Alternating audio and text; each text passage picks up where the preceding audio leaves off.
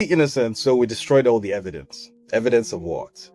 What evidence? Who said anything about evidence? We didn't do anything wrong. Okay, so why did you instruct staff to shred and burn classified documents, which is against US federal law? That imaginary dialogue sums up the fiasco that has taken place over the past 48 hours at what now remains of USAID. After having 83% of its programs permanently cancelled by US Secretary of State Marco Rubio, the agency's acting executive secretary, Erica Carr, who is a holdover from the Biden administration, sent out an email on Tuesday morning asking the agency's remaining staff at the former HQ building in Washington to spend the whole day methodically destroying the very files and documents that would have been needed to prove that the multiple accusations made against USAID were false. Now, for reference, the British colonial government in Kenya and the apartheid government in South Africa are the other two examples of similarly large bureaucracies that have ordered the widespread destruction of records when they were about to become defunct.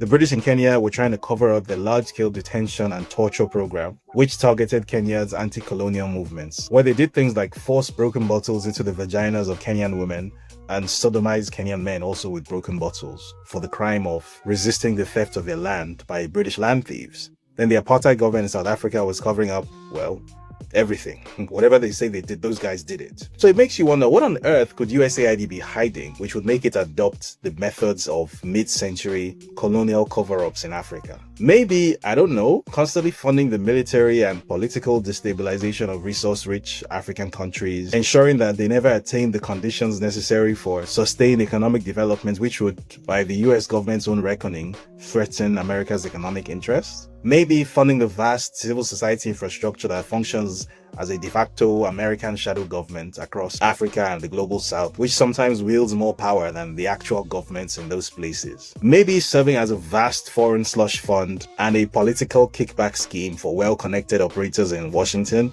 Sometimes we have more answers than questions. But the big issue here is that wherever you are in the world, if you have a pulse and some sort of useful resource buried under your feet, chances are USAID and its multiple public and pseudo-private affiliates have spent decades pumping money into the civil society ecosystem in your country, supposedly to promote democracy, transparency, and civil freedom. And if your government didn't allow them to, chances are they have spent decades trying to overthrow your government because democracy uber alles. Apparently, democracy was meant to ensure that things like this don't happen. But clearly, when they still happen in the world headquarters of democracy, then something is not adding up.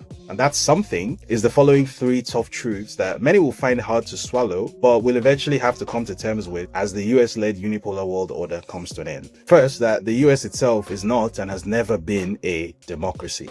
Apart from the fact that it's a constitutional republic where the democratic exercise of power is more of a convention than a rule, the American government also concentrates the vast majority of its power into the hands of unelected bureaucrats and regularly classifies important public information, which makes it completely inaccessible to the public for an indeterminate period of time, sometimes 30 years, sometimes 60 years, sometimes God knows how long.